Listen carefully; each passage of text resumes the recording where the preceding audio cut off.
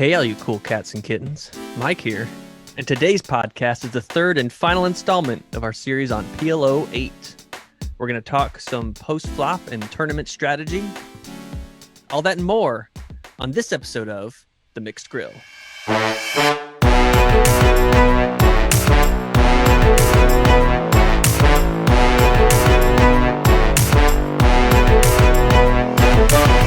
Hey everyone, and welcome back to the Mixed Grill podcast. I'm Adam. I'm here with Zack and Mike. How you guys doing? Good. Doing pretty good, man. Good. Yeah, I think we are on episode number 3, and regrettably the last episode of the great game of PLO8 that we will be talking about. So we're going to make this one count then as we give it its proper send-off. As always, thank you to all of our repeat listeners who have continued to come back, and thank you to all of our new listeners for giving us a try. We are going to pick up where we left off last week, covering a recent tournament and possibly two, time permitting, that Adam had played. We're going to focus on topics that we've discussed before to a smaller extent, but mostly we'll be going over some new topics, including a multi-way strategy, out-of-position play, and protection, as well as some ICM considerations in the end game, mainly three-handed and or heads up. And with that, we're going to jump right in, guys. Jumping right into where we left off in the tournament. So we're down to seven-handed in this tournament. I don't think too much has changed. I think we had opened and lost a smallish pot. So at this point, we're in a middle stack, and I believe this paid out 4 spots. So 3 off the bubble, we're starting to get to the situation where not cashing would be a total disaster. I mean, it's not yet a total disaster, but it's soon to be a lot to consider. And especially with these, I mean, there's 2 extremely short stacks, 1 10 big blind stack, and one with like 13 bigs. So we're getting to that point where we hate to bust before any of these players, but you're about to find out that this almost goes extremely bad in a hurry, and then somehow we get through it. But yeah, let's dive in. So that looks like a decent hand. Mm-hmm. So this is a top 10% holding, a premium holding. I would even say this is like top 5%.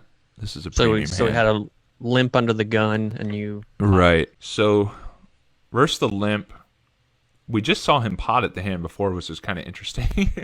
And then now he's going for the limp.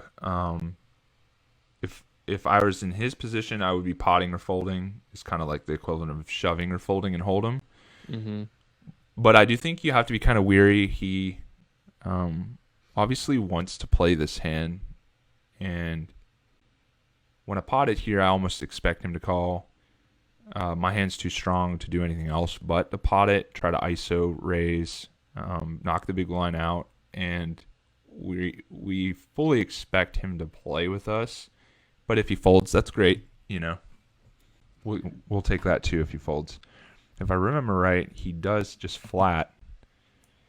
And his flat puts us in a very awkward spot here, especially because we really just flop a gut shot, a backdoor nut flush draw, and maybe like our aces live for a pair. But really, you can't even hope for that. So it's not even worth mentioning. Honestly, I shouldn't have even said that. But yeah, a gut shot and a backdoor nut flush draw. So we're in a tough spot here because he's only got 2,329 left. If we bet here, we're basically betting with air. If we get called, he's winning for almost certainly. He's winning unless we catch our jack. So this is awkward that he flatted here. Yeah, I'm actually curious to see what you do. Yeah, so if I check, I'm giving up. And if I'm checking and calling, then why not I just bet and increase? Maybe there's a sliver of hope that there's fold equity. And you know what? It's not even so much a sliver. He did limp, and kind of those hands that he might have done this with are like the ace 2, 4, 6, around that area that are maybe not even really have a suit or have like a suited 2-6, like not a non-nut suit. ace deuce with a pair that didn't hit that board, like jacks or queens or So something? I would say actually he's less likely to have those holdings, as he should have potted it pre-flop with the ace, like an ace two and a decent pair. He's going to be one of just getting it in with those hands. But a hand that might have done this would be like 3 wheels and a low, or four wheel cards without a suit. So 4 wheel cards, 4 low cards with a badoogie. So like a one-way hand, a pretty strong one-way hand is something he might have done this with. But on the other side of the coin is he could have like the king, queen, jack with a suit, a hand, something like that, which we would obviously be getting crushed by. Yeah, so like the strong one-way high hands. High Have hands. you? Yeah, like, really exactly. crushed? Those would make a little bit more sense to why he would limp and then call a pot. And you remember, he didn't even shove; he just called the pot. So why, that would make it's a little bit definitely of not sense. a premium hand that he'd be showing up there with. So if I recall correctly, I actually think he has a premium, and he has this like dominated, like even pre-flop, and so it's just a little peculiar, and it's not something you would commonly see. I think the ace three is probably why he's limping. Is players who haven't played too much PLO8, the ace three and ace two might seem to be like maybe too different, but it's really not all that different. We're not hating that we have ace three and not ace two. We're not going to pause and do things differently. We're not gonna split our range to play ace three and ace two differently. His hand Interesting. his hand is a top 10% hand. It's a very good hand from the low jack, and so he should definitely be potting and feeling totally great with going with this hand. And I mean, it all works out the same anyway, but Well, that is surprising, though. yeah. I would have expected the pot too. and then I wonder, I don't want to get stuck running equities too much, but if you looked at the two hands, which do you think is better? I would think. I mean, they're so similar. I would still personally give it to the ace deuce four queen pre-flop, just hot and cold equity. You have more low potential with the 4 backup. You still have the suited ace, just like you do with the ace king. I just don't know the difference in equity between the king high versus queen high, and then the 4 low backup versus no low backup. But I would think they would still be extremely, extremely close. Yeah. I'd be surprised if they were, more than plus or minus 5% from each other. As a layperson, the ace queen deuce 4 looks better. So we can back into their EV. They're a slight favorite, or he's a slight favorite pre-flop. You can see my EV is 49%, so his has to be 51%. I am a pretty good favorite for the low, but if you see his favorite, he's a good favorite for the high, like substantially more. So that's how he gets to be a slight favorite overall. Yeah, the king and the extra high card help him in the high equity there. Yeah.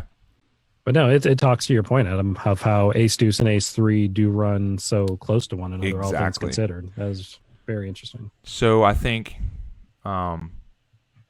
I'd recommend the potting it pre strategy when you're short like this with all your holdings. And the reason why is you're going to bounce players out of the hand. It's basically like an isolation equity denial play, and it's going to increase your chances of win or picking up the pot right then. You want to get this heads up. The more people that come to this pot, the less likely you are to chop or scoop or put a quarter on somebody, as you're inviting more players in to realize their equity.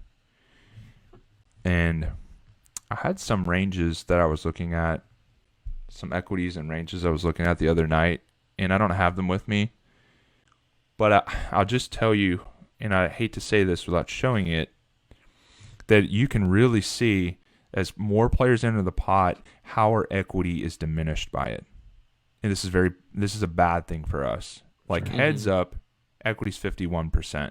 But as soon as more players are coming into the pot, our equity is drastically diminished, and we really need to win this hand. We don't need like a 20% chance to win this hand. We want our maximum chance to win this hand, because we're in a tournament. We could get eliminated here. We need chips, We need to survive this tournament or bust this tournament. But if we're inviting more players into the pot, then we're just splitting up all our equity and we're decreasing the chances we win this hand right here and pick up this pot. So, yeah, all that to say, I think go ahead and be aggressive with these hands. Know what hand you should be doing this with and be aggressive with them. Yeah, very annoying spot occurs here. Only Jack's going to save us, and I don't get that. He's got top 2, and I've got top and bottom 2, so he scoops the pot. And then, so this hand is critical because now if you look at the chip stacks, he was a short stack, and he's yeah, healthy now. Yeah, he's up there next to yeah, him. it's a big deal. And we're now on a similar stack size. I believe that's Randy. We're on a similar stack size as Randy. And so now this isn't going so well for us right here. But very next hand, we pick up the ace, 8-8, double suited or single suited ace on the cutoff. Folds to me, I believe. I briefly remember this one. Easy raise and take it. Matt's on the short stack. If he responds in any sort of way to this, we're going with this hand. I mean, aces with a suit, and we got 2 pair aces of suit. We got a low card. It's kind of emergency, like, hey, we need a low. You can win the low. I mean, believe it or not, this is junky low, but you can win the low with this, especially when players are playing like only ace 3 and they pair the 3 and the low comes. You win the low with this, So crazier things have happened, but yeah, this hand is definitely plenty good to go with if Matt makes decides to ship on us, which I believe he just folds. So we raise and take that one. Very next hand, we get a very playable hand in the hijack. Any double suited with an ace 4 is a no-brainer. This is a pretty good hand for this spot. It's going to be one of your stronger hands, actually, from the hijack. So I'm using the mini size too, just like Chair's been doing. Like I said, I favor that sizing. I did size up the hand before with aces, but I was going to say, me and Mike are going to say the same thing. Yeah, likely what happened there was I had gotten shorter.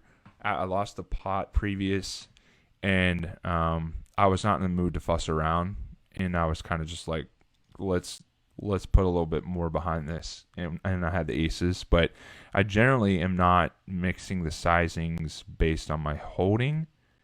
It might be more of a reaction to something that just happened at the table or my strategy for this specific point in the tournament. But the bigger my stack is, I'm going to use this mini, and the smaller my stack is, I might start using larger sizing because you need more protection and equity denial as you get shorter. Plus, you don't mind committing yourself the shorter stack you are. Exactly. And so here with a decent amount of chips, I'm back in a spot where I don't need to raise anymore. Oh, another big thing is the raise. If I raise bigger, it accomplishes nothing much more for me than this sizing, because if any of these guys play back at me, I have a situation now. But Andre is so short that if he goes all in, we're going to have to live with it and go with, call him, and we can live with that. But if we were to get 3-bet, or if we get played back at by any of these stacks, then we have something to be concerned about. So the little sizing is enough to get the job done, basically. So here we have Andre defends. He's kind of in a shove or fold situation, but in PLO8, I think peeling and then leading here when you flop any type of equity, the stop and go play, is a reasonable thing to do. So I think that's totally fine as long as he's not overdoing this. Because then he's giving up 2 bets here, and it's a relatively dry lockdown board. I mean, you either have it or you don't on these type of boards. That's what I call the dry lockdown board. There's some medium strength hands, of course, but you either have something here or you don't. He checks. I bet he folds. And we pick up the pot. So if he bet into you, you're still not folding this hand, right? You're calling this with your backdoor club draw, backdoor diamond draw, and of course the ace 4. Absolutely. And another thing is, we're only worried about the ace 3s, and the fact that he didn't jam is his range is discounted the amount of ace threes that would be in it. And also, I also know particulars about this player specifically that they hate the low. So they would be more inclined to jam with high hands, and so our lows live. We're getting the odds to call. We have backdoor equities to the high. We have a backdoor gut shots, backdoor straight draws. So any low card we probably get. I think when he checks, we're pretty much safe to bet here with our second nut low draw and our backdoor equities, and that's plenty to go with. You said calling it off pretty comfortably, so like if he's got a set of kings, you feel okay about that? Yeah, even if he has a set of kings, you're totally fine. We're getting the odds. I mean, I don't want to stop and run too many equities. Right. Yeah, if you take my word for it, when he just has a set of kings and no low draw, we're absolutely getting the odds to call. He doesn't have king, ace three. He didn't shove that. You know, a lot of his kings that he's going to have are going to not really have a low with it, or not a decent enough low that we should be concerned about, because even if we pair ace or four, we have backup low potential, so we'd be totally fine. It's not even 2-1. We're getting better than that. So we only need to have something like 27% equity, and we probably have a lot more than that. At least 30. Even against a set of kings, we have at least 30%. So just quick and dirty, I threw something in here with your low draw there versus a hand that did not have a low draw at all. Mm-hmm. And it said you're 76% to hit the low. There you go. I was pretty close. Yeah. I said 80. Yeah, and if you didn't have a second low card, it's about this. Yeah. It actually makes it better that you've got a second low card in case your 4 hits. Yeah, if you've got three cards to the low, it's like, yeah, you've got pretty good chance at it. Yeah, backup is huge. I want to say it's probably like 55-45 overall. Like he has a set, but if he can't win the low, we can still scoop him, but he can never win one part of the pot. Really, it's crazy how many turns can improve us. I mean, talk about even the 5 of diamonds. Oh my goodness. Yeah, and so in my little example, I gave him king, queen, jack with spades and hearts, and he was 55% equity. There you go. 45. Wow. That's exactly what I said, right? 45, Yep, 55. good job. Yep. Yeah. You played this game once or twice, haven't you? Yeah, I've played it before. Wait, equity calculator's not needed. All right. What else you got for us? So we got a good question in the chat here. Jeff Newton asks, is there a time you want to play 4 high cards aggressively, or do you always want a possibility for a low? Yes. Great question. Yes, you definitely want to play. You're going to have high only hands in your range. Starting about the low jack, like the good example would be the queen, jack, 10 double suited. You could start opening around the low jack, and then range gets expanded to about the button.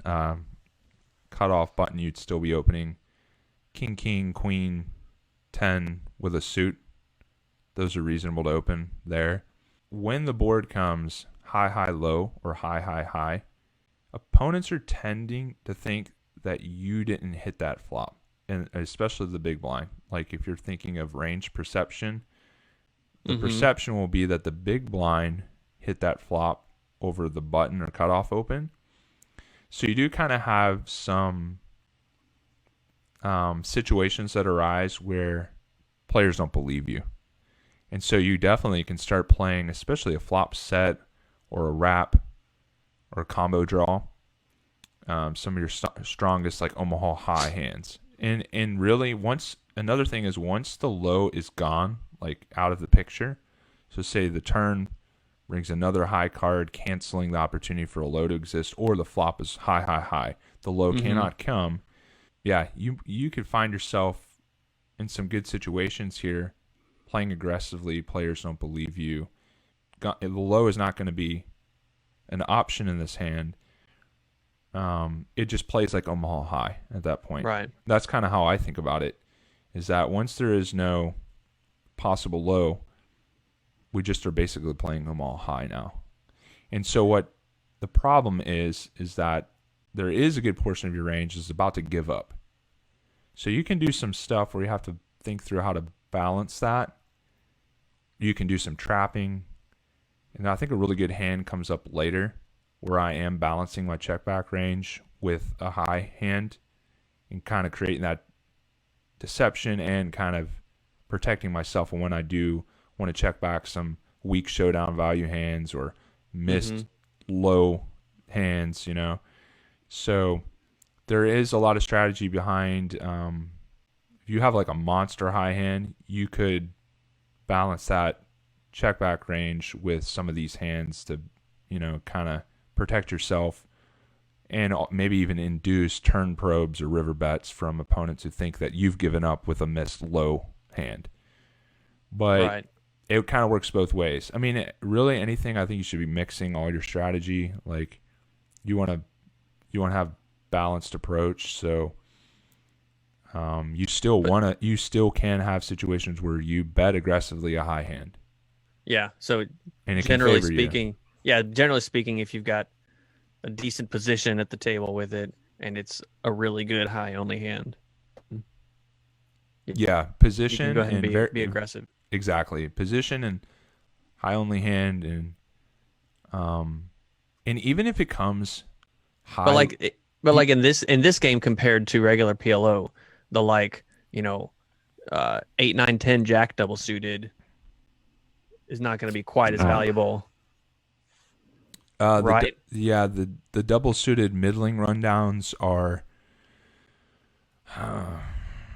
ambitious at best. Yeah, folding on the button, and I would say I would leave it to the 9, 8, 7, 6 double suited from the small blind. I would say about there, then you could start maybe raising from the small blind with that. I mean, you still have 3 low cards in double suited in a rundown, and you're down to just playing against the big blind. But I would even be folding that on the button. Yeah, so those double suited rundowns aren't worthy of playing in this game.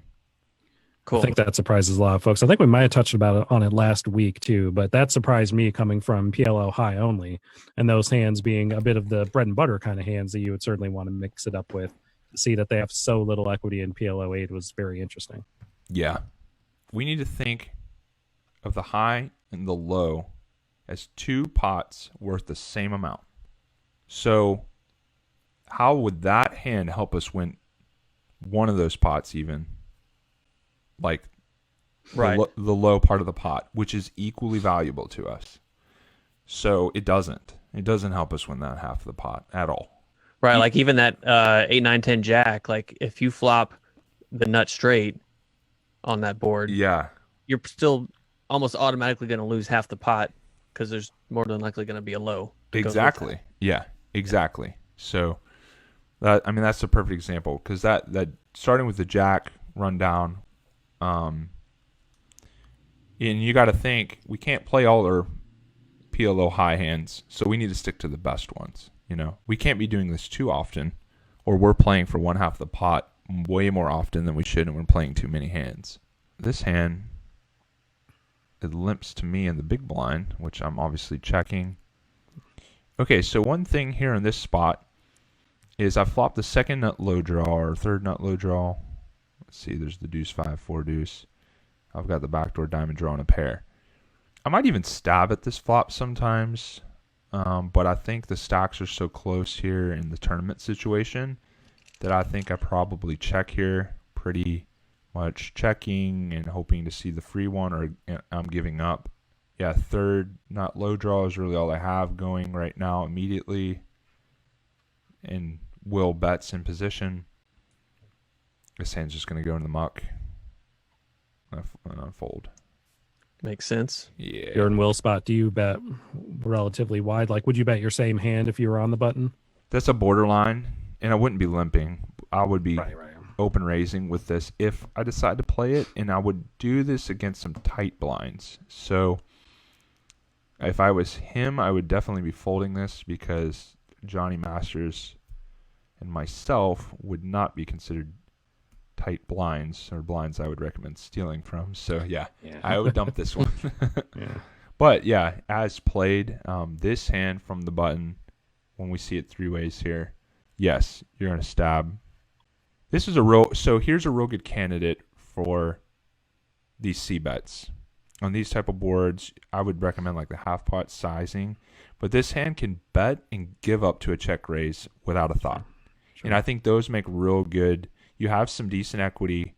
You benefit from folding out the other player's equity. You can steal this pot with a bet.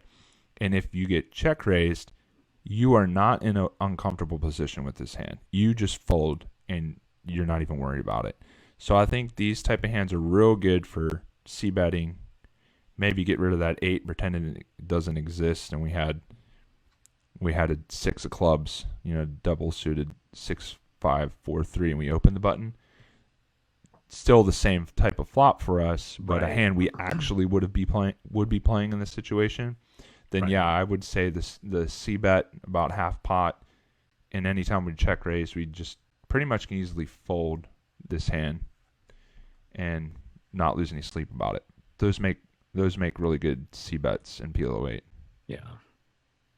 Awesome. So this hand is a key hand. I do remember it. It's going to fold to Will, and he opens, I believe.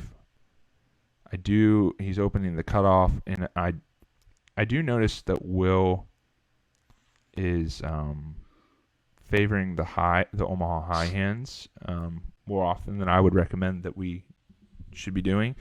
So one thing is I think I have decent equity with this hand, but I would not recommend trying this at home. This is probably should be a fold, though it's okay. You've got the suited king, you've got the 3 lows and the ace being one of them. We'd like to have the 8. We'd like to have a 3 instead of the 4. Yeah, my first reaction seeing that was if I was in that position, I would probably fold it. Yeah, so we'd be opening the high jack probably with this, or low jack might be okay. So this is going to fall into like a 20% holding. I really think it is probably about 20% actually. So this is a rather wide 3-bet to be 3-betting. I mean, we want to be 3-betting versus the cutoff like 10 to 15% of the time. So if we're doing it with this hand, we're doing it wider than that. I think at this point, I kind of decided to take a stand against a player who I thought was not constructing their opening ranges appropriately, and that he'd favored the Omaha high side of the pot, like favored the regular Omaha hands. So I decided to go with this, considering that if that is true, if what I figured out is true, this hand is doing very well against hands like that, because we're going to free roll the low side of the pot if he's overplaying the high side of the pot too often. So I go with the 3-bet. He's going to flat it. I kind of favor 4-bet or fold, actually, if I'm him. But when he just flats like that, I do think we're in the territory of him having a lot of similar hands to that I have, or like the ace 3s, ace deuces. And, for the reasons I just explained, I think that this particular player is not know the value of some of those hands. So I think he's going to want to see a flop and see if he flops any low equity, or see what kind of equity he flops with the hand before he puts more chips in. And so I think a lot of the time that is exactly what he has right here now, that the money didn't all go in first. Like, I think we can roll out the ace from his range. I have a king, so I block the kings. I'm going to make a prediction. I think that he's got a set of queens here, and you suck out for half the pot. I'd say that's the set of queens is actually kind of the real possibility, is that he might have the queen, jack 10 with a suit and being very sticky, whereas he should be folding that pre to my 3-bet, but he could have that. That is a real possibility. So if we jam here and get called, we fully expect that kind of hand, the king, queen, jack 10, the queen, jack 10. But at the same time, he is going to have tons of hands similar to ours, and he's whiffed. So now that we're in this situation, we can jam here and feel pretty good about it. We have some back doors, and just the fact that he's not going to hit this flop often enough. Now we're betting small, half pot, so if he really has any type of equity, he should call. So that is kind of the problem, is that the sizing. I almost wish that I went with a little bit smaller 3-bet, so that this flop shove is bigger to deny his equity better. But yeah, I go with the shove, as I'm never going to check and give up now that I've put more than half my stack in, and he folds and he says he whiffed. Oh. So to me, definitely means he had a hand like the he had like a low only hand, or maybe the ace jack deuce 3 2 3 5, something like that. Yeah, for sure. He definitely had something like that. Ace jack 4. If he has the ace jack 4, he should call, in my opinion. But you hate it, but he's kind of gotten himself in this situation now. Right. But I don't think he even has that when he says whiff and folds. Now, Adam, what about maybe some hands more towards the end game, either 3-handed or heads up, just to kind of see what some of the considerations would be, how some of the ranges might change, how we're opening our games up in those spots? I'm actually going to be opening tighter now. So now that we've won that hand, we got that one through, we are third in chips comfortably. Our stack is differentiated from the other 3 short stacks by quite a bit now. So we have a very good position to make the money. So we are going to play ICM accordingly, and we're going to make sure we get in the money now. So I won't be doing any. That was my risky business probably for the next half hour of this tournament. I could pretty much be certain. And so I think we're going to see a lot of, like, in a cash game, I might open this 4-4-3 deuce here on the cutoff. I would never play this verse in open. Definitely not from the low jack. In a cash game, I might have opened this, but I'm pretty confident I would have folded this now, especially Matt and the short stack. Here's a decent hand, but this is more for the cutoff or the button. I would say the button, the king 6-5-4 double suited. You'll see I'd probably fold here, I would suspect. There's a queen 9-3 deuce double suited. This is an interesting one. Now I would defend in the big blind versus in a cash game, but that could end up being a sticky situation if one of them opened, because it is a decent hand to defend with. This isn't good enough to play versus a UTG short stack pot. I would have opened the button to this if it folds to me. Right. What would make it good enough to get it in there against 24/7? Deuce instead of the 6. Okay. They're double suited ace queen 10-3 instead of the 6. Right. Here we go to aces with a 5. This is slam dunk open from the hijack. We've got the nut suit. I think this is a key hand, actually. Remember everything I've said about my analysis of Will's game. So he defends from the big blind. He is still the chip leader. We get the queen 7-3 flop. We've got the nut diamond blocker. We've got a third nut low draw, and we've got a pair of aces. So this is definitely a hand where we face the check raise. We're in a bad spot. It's definitely worth the c-bet. I would say I like a half pot c-bet here, or maybe the 40%. We block him having the nut flush draw, so that is something to consider, a way we think about the hand. We know he defended the big blind. We know he's a player who favors high only hands, so we know that he can have maybe some just total junk, or he's going to have a lot of hands that just immediately give up. And this board doesn't really connect with like a lot of hands too well. So he's not going to have nut flush draws, which would be in his continuing range for certain. So we don't have to worry about those playing back at us now.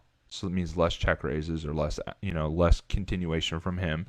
And then we have 2 aces, so we block the ace 2s, ace 4s. So we really actually are in a great spot to c-bet here. This is a slam dunk c-bet for about 40, I would say, and we expect to get a decent amount of give up from the big blind here. He check calls, and it looks like I went with like the 30%. He check calls. So now we make the second nut low. The 4 is not a bad card for us. We don't have to worry. We're not so concerned about the ace deuce yet. And we have a gut shot to the wheel.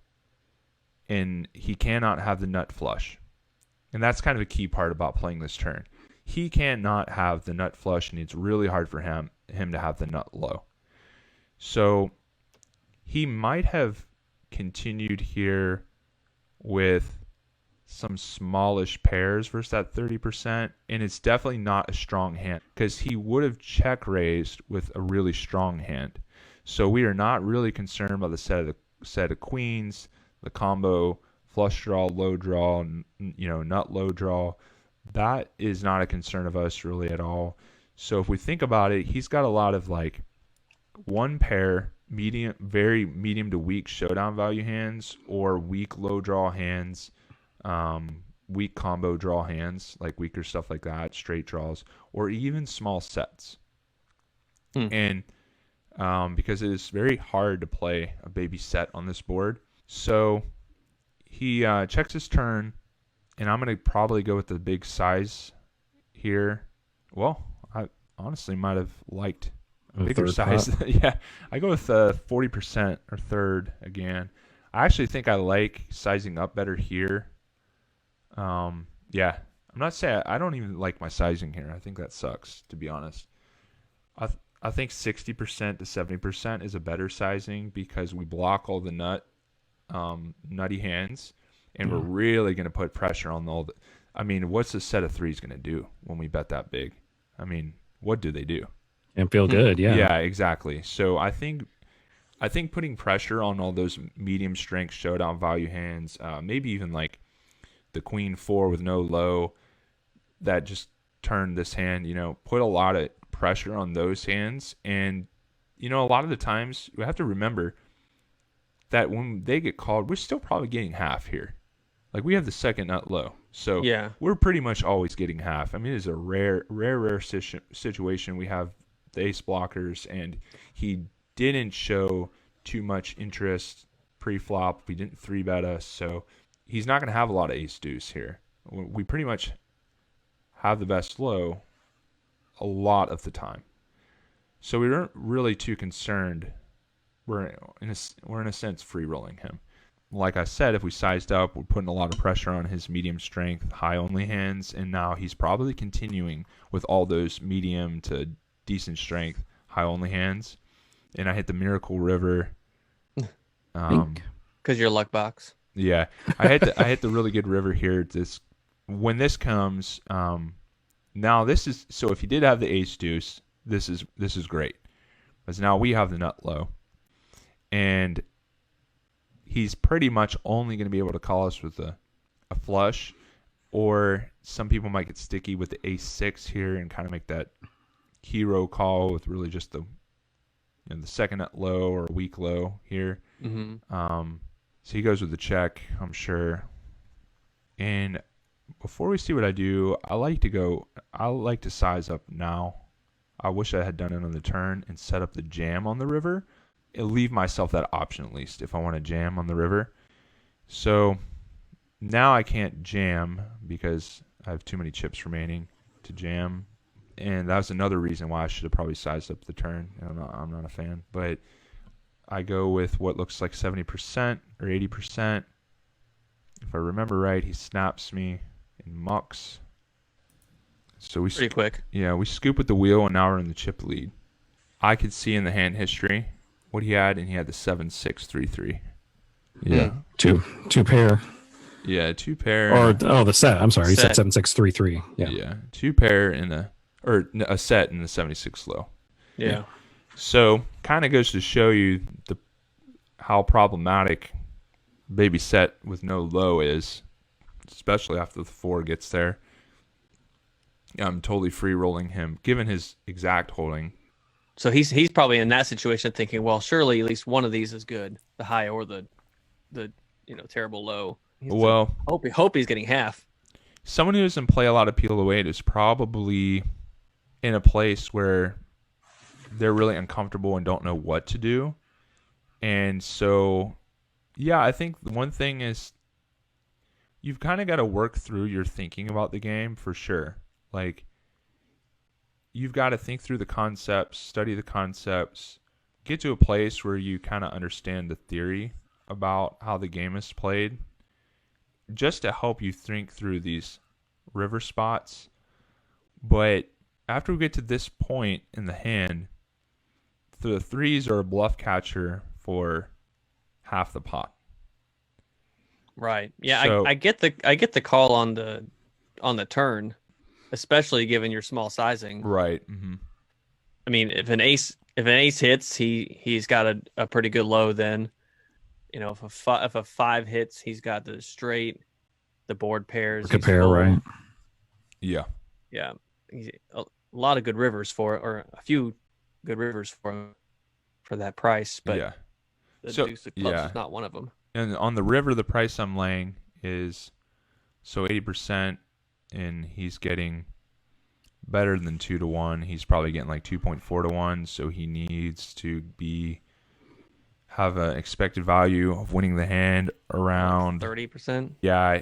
One big thing is I went with a 10K sizing, and he has a 20K stack in a tournament where we only make money when we cash. So I would say leave that super in-depth analysis to cash games, and in this spot in a tournament, just fold and Right. maintain that stack. Yeah, I was just gonna say that. Yeah, 20K, having 20K is a lot better than having 10K right now. Yeah. Looking Yeah. at the other stacks. And I would almost say go ahead and just give up the 7-6-3-3 pre. That's not a good hand by any stretch of imagination. That is that's up in the 70.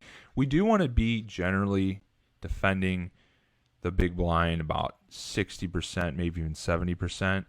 So he's right in that territory of like the 60%, 70% holdings. He is right there, but I'd say against maybe a tougher opponent in a tournament where you have decent stack, just don't get involved in this spot.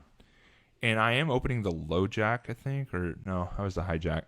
But yeah, verse EP is going to change things for you as well. I would be defending less against earlier opens, as they're more likely to be legitimate hands. So yeah, against those really nutty high end low hands, the 7-6-3-3 is terrible. Like Yeah, you didn't even, and we go back to your preflop sizing, you went 2.5x, so it could make it a little easier to fold. Yeah. So Some of the borderline hands, yeah. Yep. Folds to me and the ace king 10-9. I have the chip lead, remember, so now I'm going to play a little bit wider, and definitely these two, we are on the bubble, and these two want to avoid going out. And I know particularly these two players would likely make these considerations and try to be careful not to bubble. I mean, who wouldn't, to be honest? Yeah. I mean, we're basically saying no to money if we bubble on something we shouldn't be playing. So I open this, and so I would say this is pretty wide, and this is situational. Decent flop for you, though. Yeah, very good flop. And so I kind of alluded to this earlier, but I really like the check here. And why is because I'm protecting my weak check back hands. Right. I'll have obviously a lot of, I'll have like an ace jack deuce 3 that wants to check back, an ace 10 deuce 3 that wants to check back and try and catch a gutty.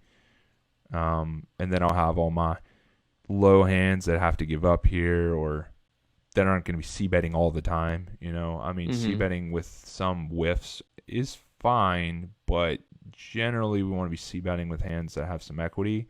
It's a little more dangerous in this game than in Hold'em. Yeah, so Or a lot more dangerous, I'd say. Yeah. And even like an ace 10-10-3, a c-bet, I think that's a good candidate for the c-bet, or the ace queen, deuce 3, ace queen 4, those hands are good candidates for the c-bet. And I don't hate the ace 10 deuce 3 c-bet, and definitely you're going to have a wrap. You're going to c-bet ace jack 10 deuce or 3 or even 4 or 5. You definitely have all your ace 5s. So you'll have your wraps that you're going to c-bet here. You are going to c-bet your kings. You're not going to just always check back your kings, but I have the best king X combo here with the ace. I had a gut shot to go with it. So I go with the check back, and I think, especially now that this ace comes, really kind of a cool card because it's tempting one for the big blind to start barreling at, because if I do have all the ace X wheel combos here, they now have caught something, but it is not good. So probing with like a myriad of hands here from the big blind is definitely a feasible strategy. It wouldn't work given the hand I have, but that's definitely something to be doing. So I think he goes with the 1K probe. I call. I think he's got some weak showdown stuff a lot of the times with that small bet. And then I'll make another boat on the river. He goes with that weak, that Call that the Armada. There you go. Now that 10 should be a pretty good card for you, right? Because that allows at least some of his range to catch up to Broadway. Yeah, for sure. So he can have some Broadways here. And I do want to get paid with hate, and he can have some boats. But I think given that he was using this, he's betting one big blind, I think. I think we're at 500,000. Yeah. So I think betting that sizing, he's just got some very weak showdown value hands. Probably ace X, to be honest. It's like ace. He's got a pair of aces and the kings on the board. So I think that's mainly what his range is made up with there. Just a lot of mediocre showdown value. So, and he's kind of like a protective bet. So if I go crazy here and bet too big, I'm almost certainly getting folds. I would love to size up and go big, but I think I'll restrain myself here to try and induce a call from something, hopefully, and he folds. So, but I do like this hand because of the kind of the example of some hands that you could be throwing in your check back range. There's a slam dunk open, ace 10 4 3 from the low jack with the nut suit. Great hand. I mean, that's in our top 10% of holdings there. Then raise and take it. So flop a medium flush, backdoor low here. Just gonna have to get away from that and avoid playing with chair for sure, and it's not really good enough. Yeah. I think there's a couple more hand. There might be one more hand if I remember that comes up. This is totally fine open here from the cutoff. Don't flop much. I'd probably go with the check and give up, and I do. I fall asleep here. This is funny. No, this isn't it. Okay. I pop this versus the button limp. He folds. There is a funny one that comes up with Matt. I literally fall asleep. He's got like two bigs, and I fold the big blind to him. Somehow chair gets the chip lead. It might just be a product of me getting a little whittled away. Here's a slam dunk. That's a great button hand here. Raise and take it. Ace 10 10 4 is basically a monster from the button. You're basically not catching much, and chair's chipping away at the other players. Well, I'm still sticking at that 48. Yeah, I guess that's what it is. He kind of catches up because he just wins the pots against the other players. I have a high only hand, and he limped here, I think. No, do I not raise? So I would definitely be normally raising this. Cash game, I'm raising this. Small blind versus big blind. In earlier stages of a tournament, middle stages of a tournament, I would. Oh, there's where he says, sorry. He says embarrassing. So here he shoves for half a blind, and I think I was multi-tabling and just like saw my hand, was like he raised and folded, and then right after I did it, I saw he said embarrassing. It's like, how much did he have? And I should never fold here for half a blind. Yeah. Should never fold there. Anyway, back to this. I would normally be, and then you can see I said misclick.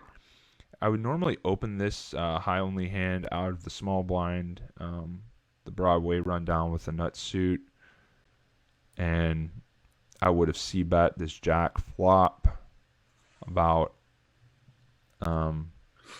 30%, 40% there versus from out of position versus the big blind. Who knows what he would have done? Somehow we get to showdown. Oh, so I guess as played, I go with the check call versus the half pot. I have a pair. I don't want to get carried away with his hand and turn a gutter. Yeah, he gives river up. Trips. Yeah, he gives up. We make the trips and check. And notice how slow I played that, as I would have played it maybe faster in other situations. The river check especially. So I played this super slow because of the tournament considerations. I'm not really looking to bet fold. I'm not looking to get raised on the river by making a bet. I don't think there's a lot of value. I think that his bluffs, I can just check call. He's going to keep all his bluffs involved. Maybe he'll bluff the river. But, yeah, I could throw out a little bet and try to go for some value on the river. But in theory, I shouldn't really get anything value from too much worse. Maybe like the queen jack, king jack, which there's not many of those left anyway. But maybe a jack 10. Jack 10, right. So I think that here I'm basically showing how soft I'm willing to play in these situations against the other big stack. So here to think there's a money jump now. We're in the money. There's a money jump, but look how low Matt is. When Matt goes out, we win money when Matt goes out. You know, we're guaranteed more money. So just over 2 big blinds right there. Yeah, the only threat at the table of me going out is chair. So at this point, I'm playing a lot softer than I would against him or against anybody. This next hand folds to my small blind and I go with the pot. This is a very good hand. You would be opening from just given from the small blind. It's a very good hand to have. I mean, this is one of your better hands, and you'd be opening this maybe even from the cutoff. Okay, but you're opening this from the button, so small blind versus big blind. This is one of your better hands that you'll have. The suited ace, 3 lows. Ace 5 is decent enough against one opponent. And I had been playing soft against chair, so it's not like I'd been repeatedly punishing his big blind. And I get the fold. I think this is how we lose Matt, so maybe we want to see this. I bet he goes with that limp again. Yes, he does. We check it back with the 4 broadways. Notice we don't start piling the money in even though he's short, which I'm fine with. I think I actually kind of favor it. I kind of like it. Let's just make the bet and realize our full equity and try to knock out a player here, and we've got plenty of chips. So if we lose this pot to him, what do we care? Right. Try to eliminate him here with one in this one hand. But I do go with the check back, kind of conservative. I think he leads. Yeah, I would expect him to take a stab at this a lot. Yeah, he did. So he does stab. We've got the gut shot in the top 2, so this is a no. Guessing you just put him in. Yeah, right? This is a no-brainer. Yeah. Put the chips in. Because he shouldn't be folding that often, if ever, with the remaining stack that he has. So I'm very. And there he does. He just folds. I'm just very glad you just said that. I'm sorry. No, I didn't know what the outcome was. Yeah. With my knowledge of that player, I kind of expected a lot of folds there, or more than usual. Yeah. So the bet fold there, I think, is not good. I think as played, you got max value, because I think if you push pre-flop, he goes away, and if obviously when you push on that flop, he's gone. He just had like. I think he had air. Absolutely nothing, and was just taking a stab at it. Yeah. Yeah, that was an air stab. He sees it come high, low. He's thinking, this flop, it's going to be hard for me to have something I connect super strong with, and he's just hoping. I mean, I have 100% of hands, so there's so many hands I'm folding. And I actually think that's a fair play, but I'm not a fan of the bet fold, but... With that chip stack, yeah. Like, if he was the chip leader, like, yeah, take stabs all day. Yeah. Whatever you want. But and when it's a third of your stack you're stabbing with, that's tough. Right.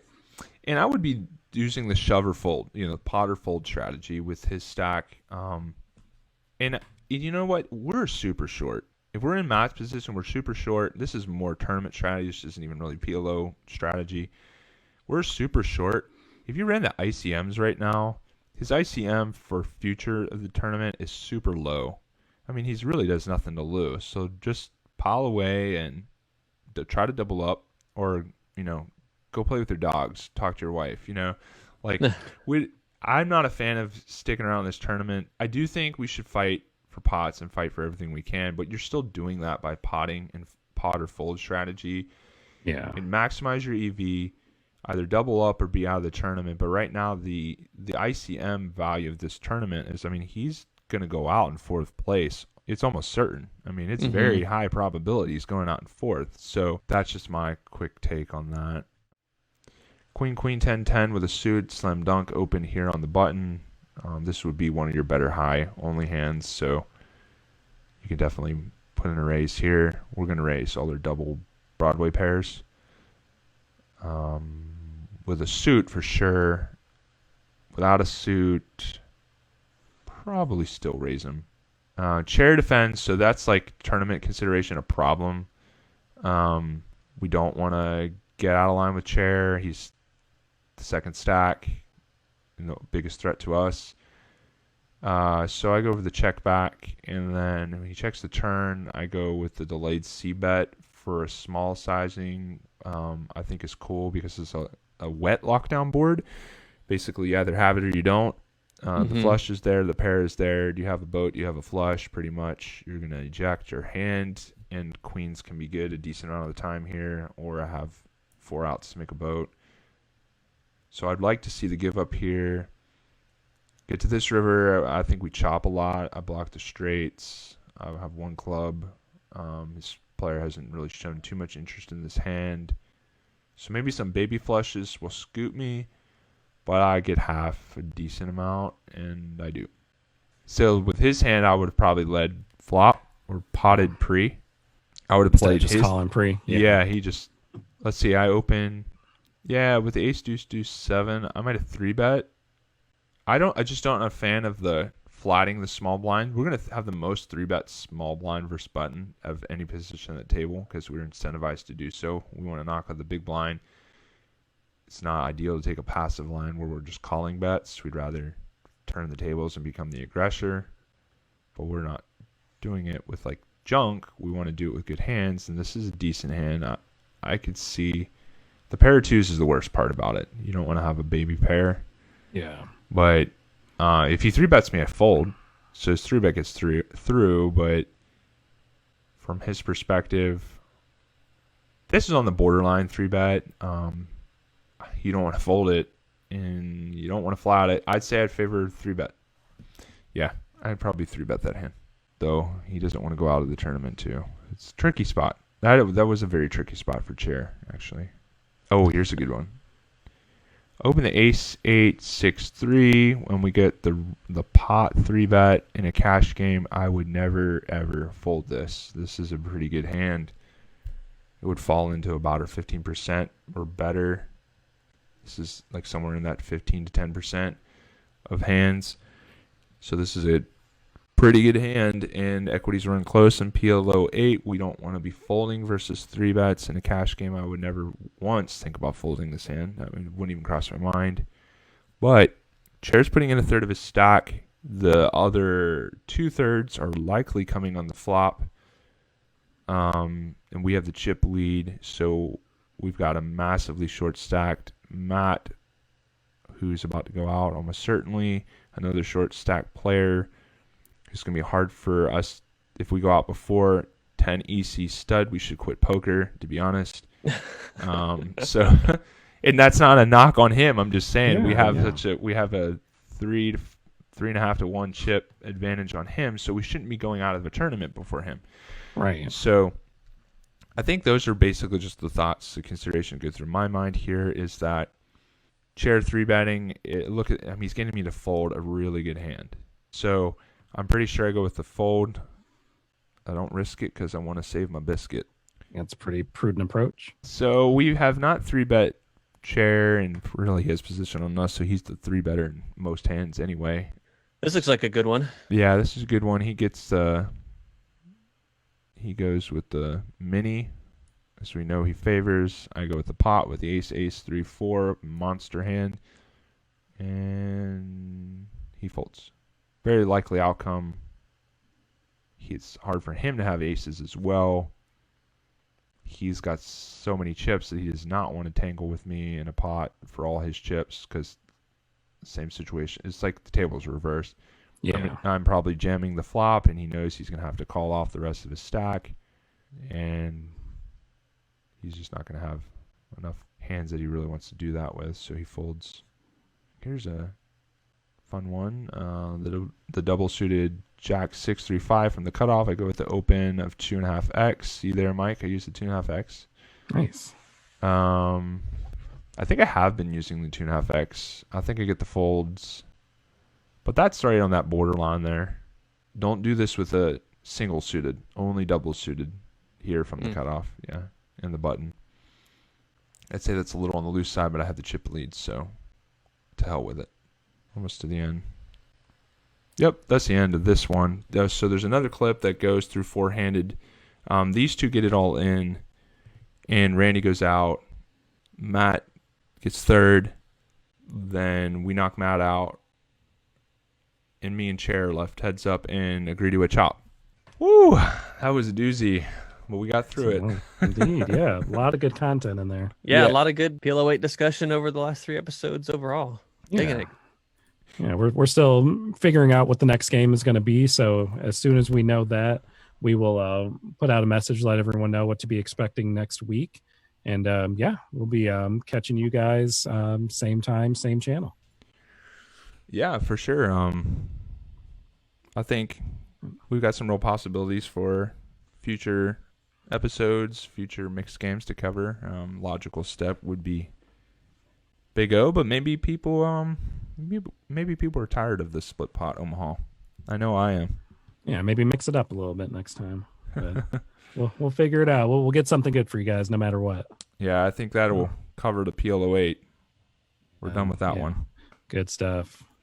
Yeah, thank you, Adam. Thank you, Mike. And as always, thank you to the listeners. And catch you guys next week. Sounds good. See you then.